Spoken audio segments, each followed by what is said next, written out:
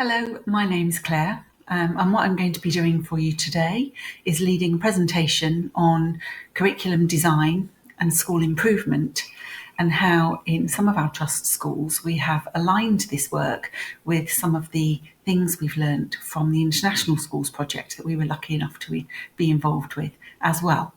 So I'm just going to minimise this and make a start.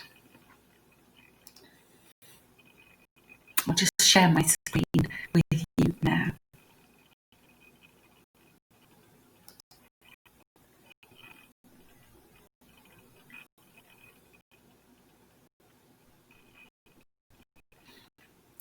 So what we've found to be really important in our school improvement and development work is that staff feel that they have a voice, teacher agency.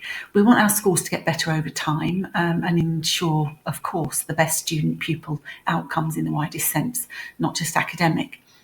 And so these meaningful processes for school self-evaluation has contributed significantly to staff retention and satisfaction and buy-in, I believe, because staff understand that there is a need for time to be spent on these things, these reflections, in order to ensure that the curriculum, the teaching, the learning and the assessment are the best possible versions of what they need to be for the school's context. So we've got coherent and aligned systems that we're developing, all aiming towards the achievement of the school's goals. So let's move on.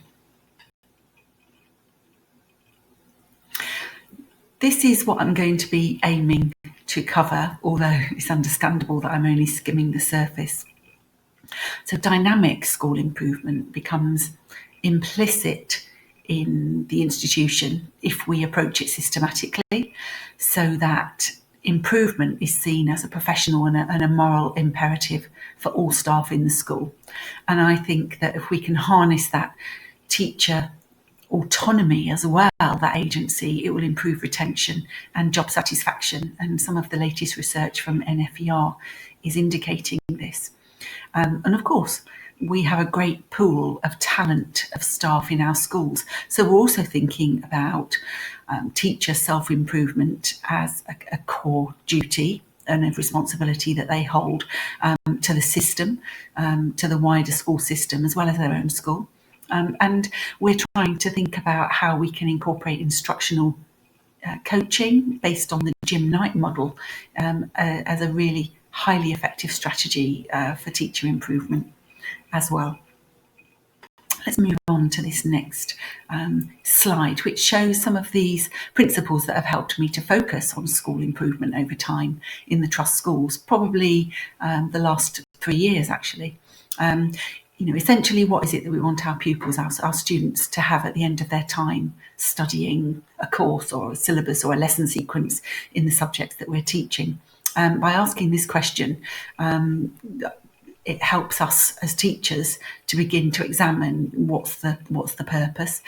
I think it's clear that we want them to have a rich, detailed, well-organised understanding of what it is that we are teaching.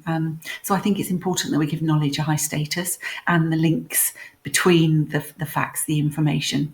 We're also thinking about the multitude of relationships that reflect the diversity and the disciplinary nature of every subject. That's something I think is really important in our curriculum design.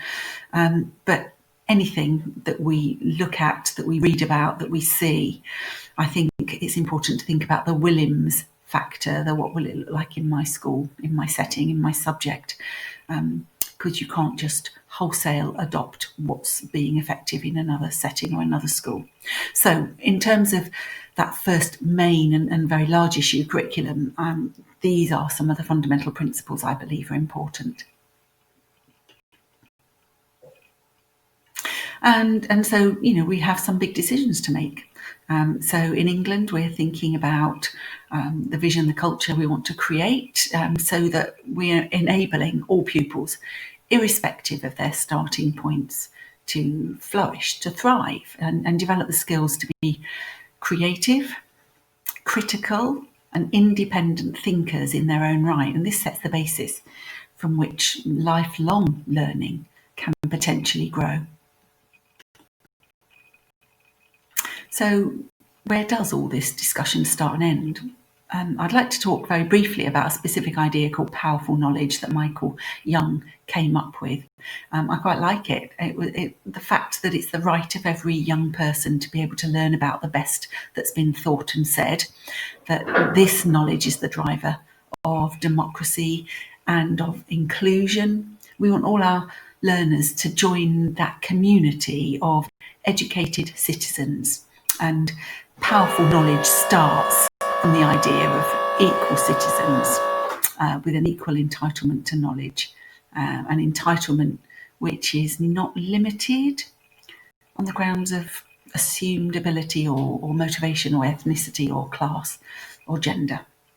So the curriculum should be being seen as a guarantor of equality based on the best knowledge that we have.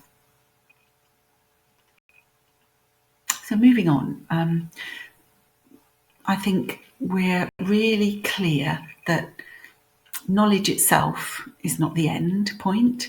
The question is more, what are they able to do now that they could not have achieved earlier in the sequence of learning?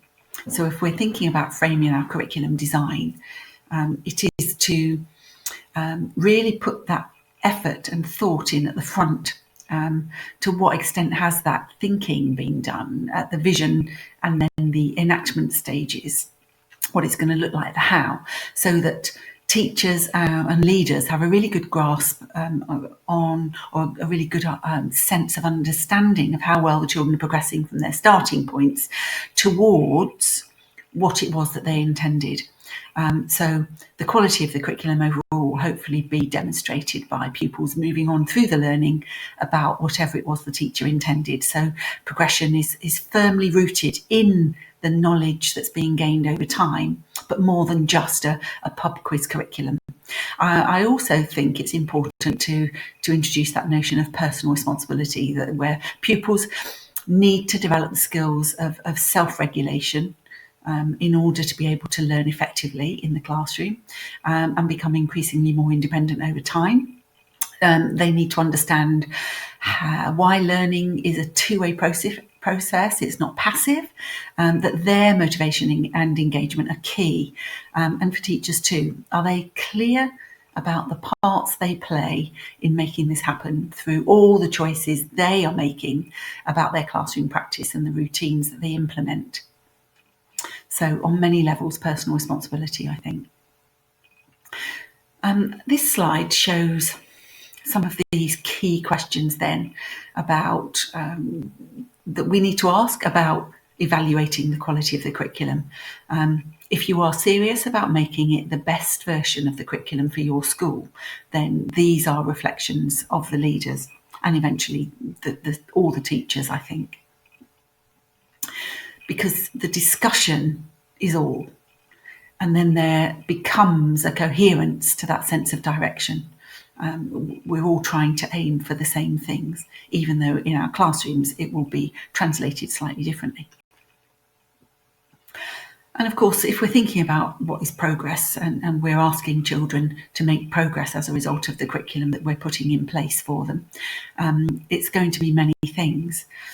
It might be catching up, it might be closing gaps, it might be overcoming barriers, deepening understanding. It's certainly anything but simple and linear. And I really liked this graphic here from the Ambition Institute. We want children to make good progress from their particular start points and taking their specific needs into account. So that doesn't roll off the tongue very easily, but I think it's more meaningful than expected progress. And if we're thinking about quality of curriculum and impact, then we need to be really clear what it is we're trying to measure. Clare Seeley talks about a 3D curriculum in her many blogs. Those vertical, horizontal and diagonal links across subjects, years and concepts, building schema and understanding over time. I subscribe to that model. I think it's really effective to think of our curriculum in those terms. And I have encouraged others to consider those principles but very importantly, bringing it into their context using that Williams factor.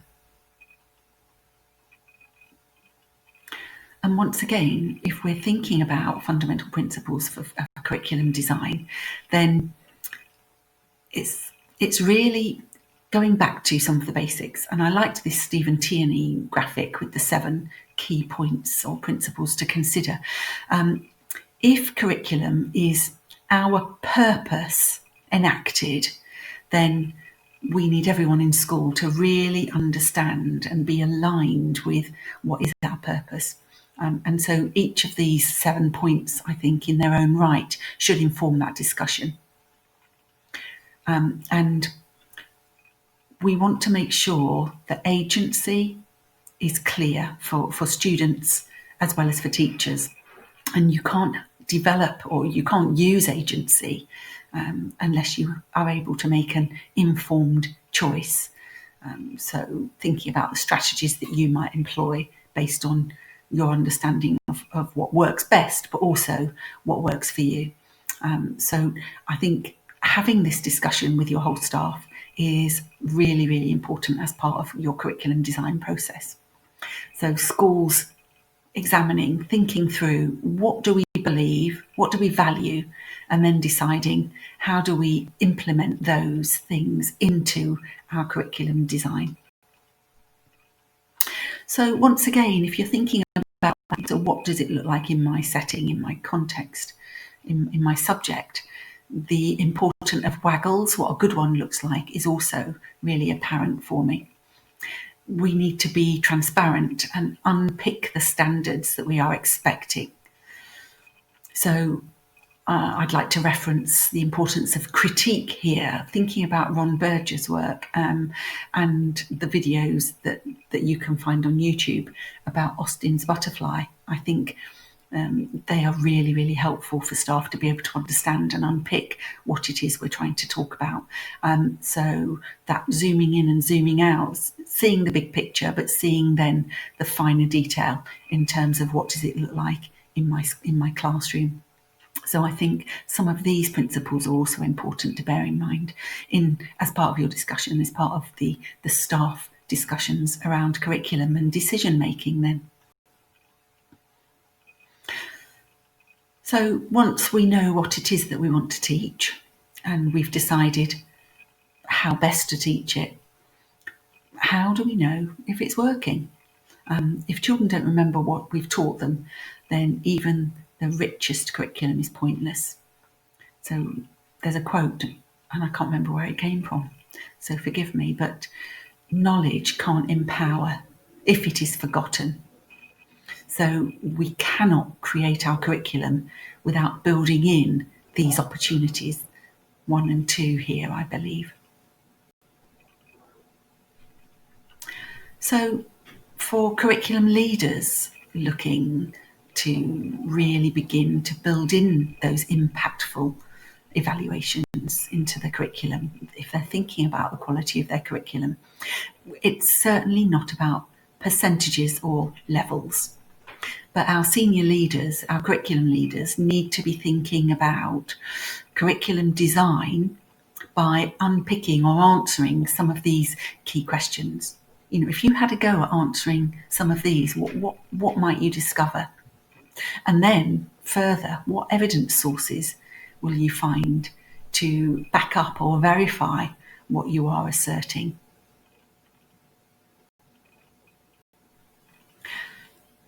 If teachers want to have these meaningful discussions, then it really helps if they can share a vocabulary. And I found this from North Yorkshire. This was for the English and literacy curriculum design work that they've been doing. But I just think this shared understanding amongst staff helps to further the discussions and enables them to ask questions of each other and to really examine the coherence of the curriculum that you're putting together, the sequencing from year to year and across subjects as well. So based on some of those conversations, the training, the dialogue, the discussions, the disagreements, these are the sorts of things then that I recommend schools to consider, so for curriculum leaders to do, and thinking about a systematic approach to curriculum review and design. And then once these big decisions have been made, it's much easier to get that review effectiveness through a focus on the more granular classroom-based practices, I think. So teachers then to think, so what do I need to do to ensure that my plans are really securely linked to the learning outcomes that we've intended. So let's move on then to that classroom practice. And I think of this as the curriculum triad. So this is what the class teacher does to make it happen in the classroom. The research tells us that the most effective teaching practices have the greatest impact on pupil or students' outcomes and progress, knowing more and remembering more. So we need to establish which curriculum approaches suit our schools, and what will it look like in my setting, my subject, my school, and then for every teacher to reflect on that even further in what would it look like in my own classroom. So it's quite useful just thinking about some of these 3 key questions. So if we're thinking about assessment in a little bit more detail, as part of the evidence that we would use for gaining that impact evidence, let's consider assessments, formative assessments in particular. I think they're the most important to the classroom teacher. And also I'd like to stress the importance that I would give to feedback. And actually I'd like to think of it as feed forward. What actions does the child now need to take to move on to their next step, the next step in the sequence of learning? And how can I as a teacher support them to do that meaningfully? So as a teacher, is there a clarity in your mind about the waggles, what a good one looks like? And have you made that as transparent as possible for the children? We want them to take ownership. So do they understand? Do they possess that understanding yet to be able to move their learning on, to see what it is that they need to do? So what do you need to do as a teacher to enable them to understand? What scaffolding do you need to put in place? What conversations, what transparency do you need to put in? Self-assessment, peer assessment, the importance of retrieval practice as part of the learning sequence so that the child is gaining information as they move along, to think, yeah, I remember that, or actually I don't know that and I need to put some more work in, let alone the importance of spaced practice as part of curriculum design in the first place. So if we move back then perhaps to the more nitty-gritty of a coherent and a well-structured curriculum and supportive pedagogy, which is for the most effective learning practices in the classroom. I've come up here by way of example of a structured pedagogy or key features that I think it's important to think about in a sequence of lessons, certainly not in one lesson, but for teachers to think about, how do these get systematically built into the curriculum that I'm intending to teach? And obviously these will be amended to reflect a subject-specific approach. And you might have seen these sorts of things, but can I stress they're not a checklist in one lesson, but features over time. So for the classroom teacher to really think about what routines for learning am I establishing in my subject, in my year group, so that pupils or students can really learn what it is that we want them to. So how transparent have you made it? How coherent is your curriculum sequence, your lessons? So I would urge that there is some agreement or alignment within schools or teams or year groups or subjects that supports all staff and then pupils and students to better understand this big picture and a greater clarity over expectations. And this supports the agency, so pupils' agency in learning, alongside teachers deciding how best they can do what they need to do in their own classrooms. One of the ideas that I picked up from Alex Bedford, so thanks Alex, was this experimentation with lesson questions or inquiry questions rather than waltz or learning objectives. And some of the schools in the Trust have been experimenting with these for the last couple of years. It really centres the curriculum as an inquiry into new knowledge, which we liked, alongside helping students to really understand the disciplinary nature of the questioning that's associated with different subjects, different domains. It's different to how musicians will see the world as opposed to how geographers or artists ask questions, and gets to the heart of what is the nature of the discipline. So we can help children to understand this through our use of questioning, cumulative questioning. The more transparent the expectations, I think, the better. If there's a clarity around expectations and that ongoing responsive teaching and feedback, then there is more of a genuine conversation or dialogue about the content and the expectations that we want for our students, for our pupils to learn. So there's some good examples here, and in this next slide, in possibly Key Stage 1, when they're learning about the Great Fire of London. So here we have an example, once again, from Alex's schools, where we're not overloading children's working memories with trying to remember all the facts because they have something stuck into their book here, but they're actually trying to focus on answering the question, the inquiry question that's been posed. That drives on their understanding, and of course then for teachers we have a better, more detailed understanding of the child's understanding through the way in which they've answered that question. So just to stress again this notion of agency, how can we help children to make informed choices about their own learning? I'm coming back to that idea of personal responsibility and the role that they play in the learning process. I think it's the goal of a coherent and effective strategy that can be used to underpin the school's chosen curriculum. So where pupils really understand the purposes of the lessons and the learning, the strategies, and they've got the means then to engage and the motivation to do so, they're more likely to be able to exercise agency in learning, make informed choices based on sound reasoning. So that independence in learning after engaging in those skillfully designed sequence of lessons to move children from their starting points to a point ultimately being able to use, to apply learning more flexibly, creatively, and with deeper understanding. That's the aim that I think we have in our schools.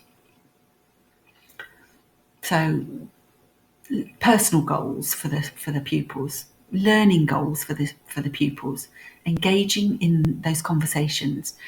It has to be woven into the structure of your school and the lesson sequences. It just won't happen without that. So with reference to the EEF, you will no doubt be familiar with this metacognition report.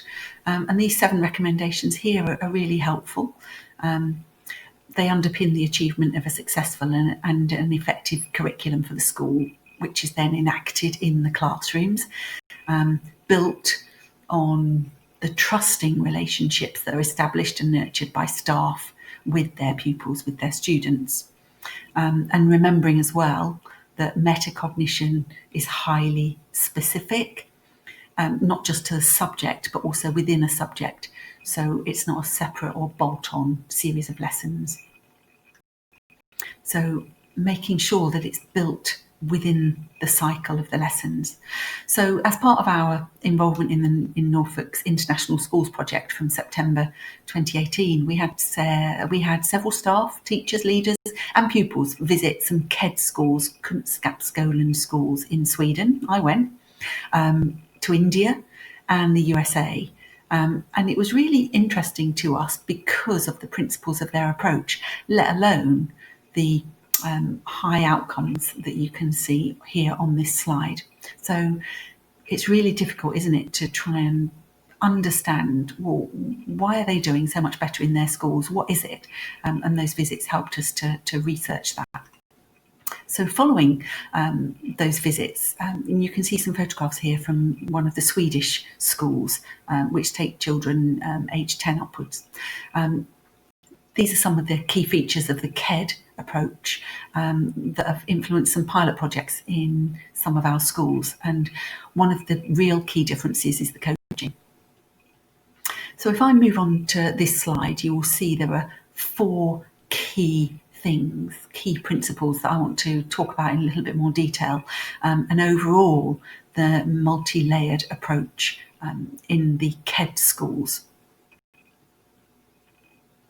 So the first thing is really thinking about the role of the teacher, and it's the teacher's role to help students secure that fundamental knowledge within a subject because of the well-designed curriculum.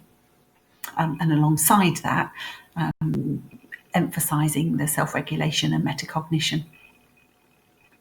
If we move on to the next slide, it's really important that teachers are transparent about the learning objectives and the assessment process. And the transparency of the success criteria helps the development of those self-regulated learners, because if they're really clear about the waggles and the expectations, then they know are the ambitions, and they are aligned to the different actions that the children themselves can take in order to meet the different standards that are expected. Another key feature here is, as I say, the self-regulation, the metacognition. And here, KED schools from the research have identified 15 factors associated with self-regulated learners. So successful learners who are students who are proactive in their efforts to learn because they are aware of their strengths and their limitations, and the teachers, through their coaching and other conversations, are able to support the children to move their learning on through that wider understanding of the strategies that they need to employ.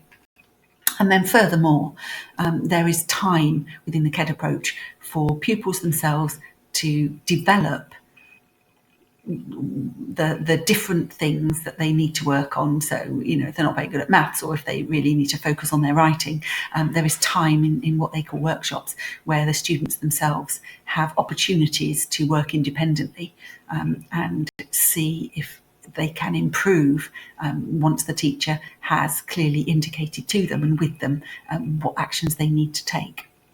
So those 4 key principles were really interesting to us, and so in our schools we've employed some of those. So here we're going to look at Thorpe St Andrew High School and the reflective journals for Year 7, and now as they've moved on into Year 8 have been replicated over a couple of years.